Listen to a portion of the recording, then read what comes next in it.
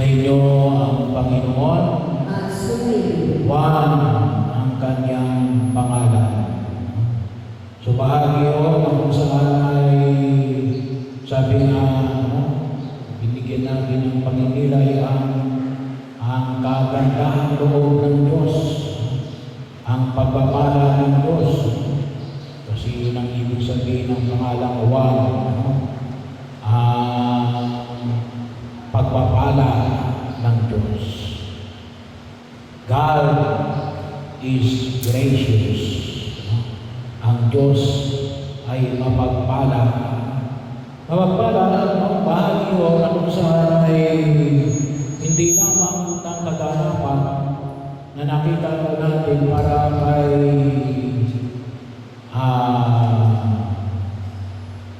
Zacarias, na kung saan ay siya ay nakapagsalita sapagkat sa pagbibinyag, nakita natin yung pagbibinyag ay pagkatapos ng, yung kanilang pagbibinyag kasi yung pagtutuli.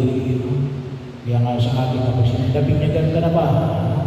Ibig sabihin hindi yung sakramento ng binyag, yung kaisipan, wala din. Kasi nagaling yung sa, yun ang pamamaraan ng pagbibinyag ng mga Hudyo.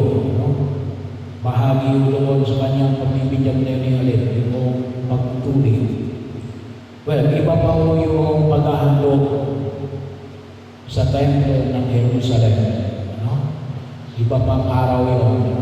Sabi nga mo natin, kasi malayo pa yun sa Jerusalem yun. Yung pagbibinyag, ang ginagawa lang nila yung sa kanilang mga sinagoga.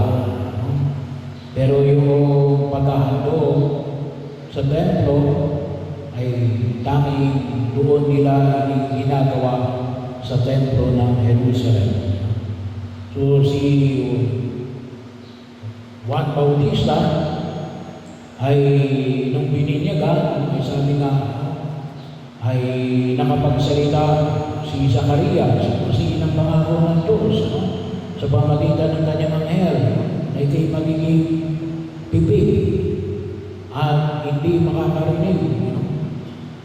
Gawa ng kanyang pagdududa na na siya at si Elizabeth ay magkakaroon ng anak sa gitna ng kanilang katandaan.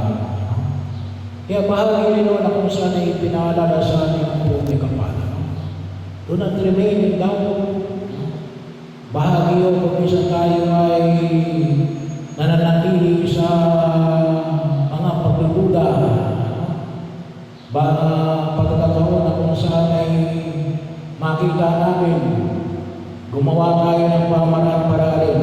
Sabi nga natin, maalis yung anumang uri ng pagdududa. Yung buhay dapat natin ay hindi nagbubuhay sa pagdududa. Sa paano pamamaraan?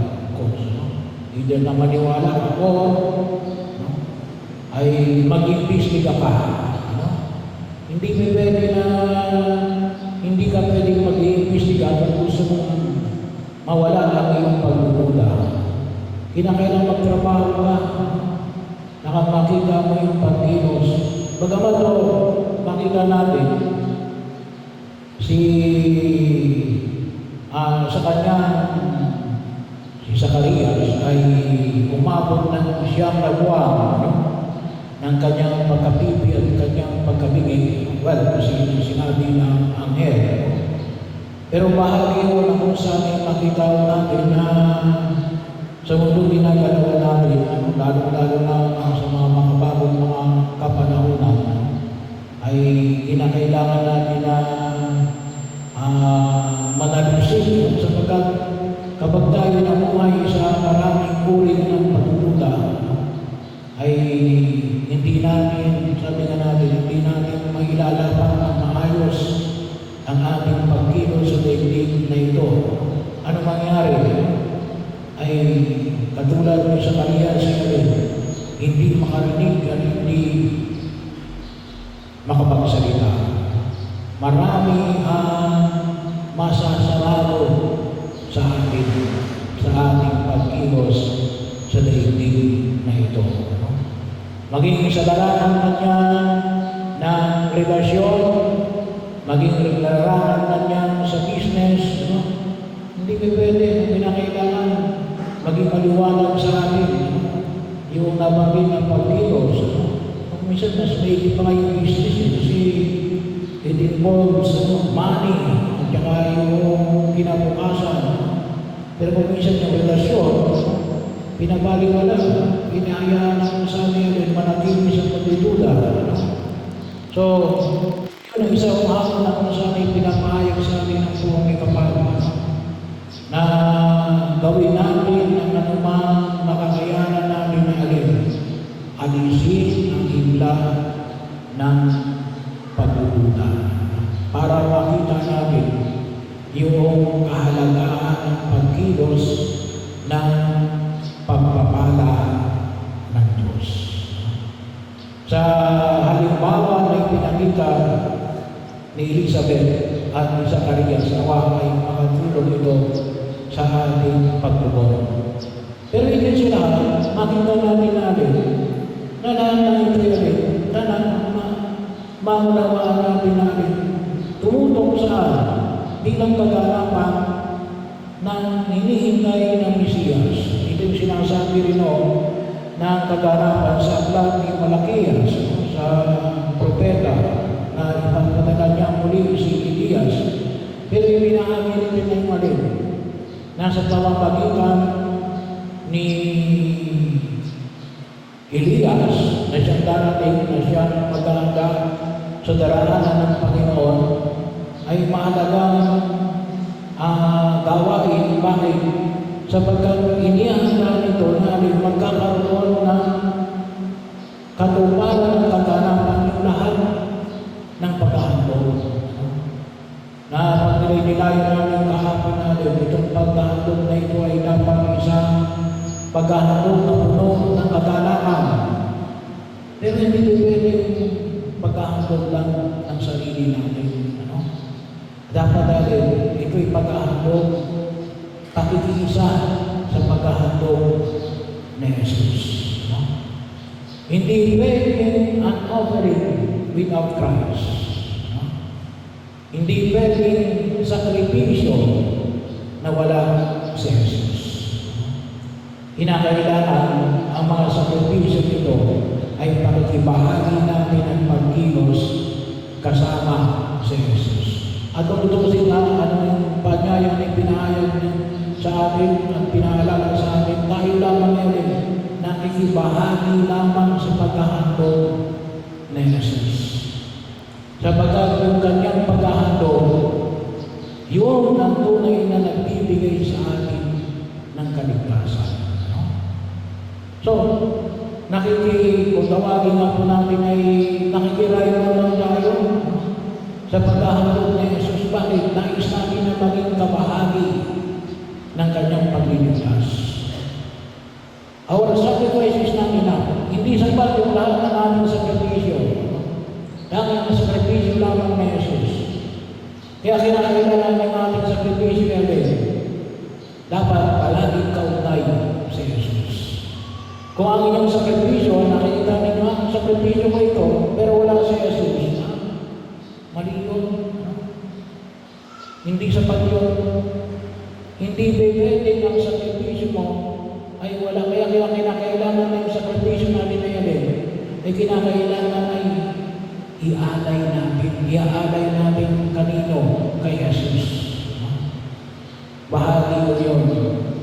Kasi kumisan yung mga tao, sabi na natin, pasan mo ang daigdig. Ay bahagi yun. Hindi mo pasan ang daigdig, utusin pasan na Jesus ang daigdig. Kaya kumisan nabibigatan tayo, bakit? Nakalimutan natin ang Diyos. Nakalimutan natin sa Jesus.